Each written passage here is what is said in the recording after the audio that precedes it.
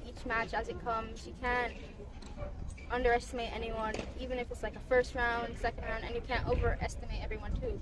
I mean, no matter like what people are seeded, you just go out there, you do your best, you get the job done the best you can. Okay, and your thoughts on the conditions today? It seemed a bit windy, you're getting some odd bounces? Yes, it was really windy this week, the whole entire week. It's crazy bounces, balls like flying everywhere.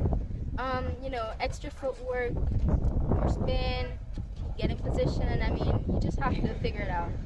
Everybody's been fascinated by just how small you are inside, but how you pack a big punch in your shots. I mean, talk about the final. It was a tough match. She played really well. She had all the shots volley. She cut to the net. Good ground strokes. It was a tough match. She played really well.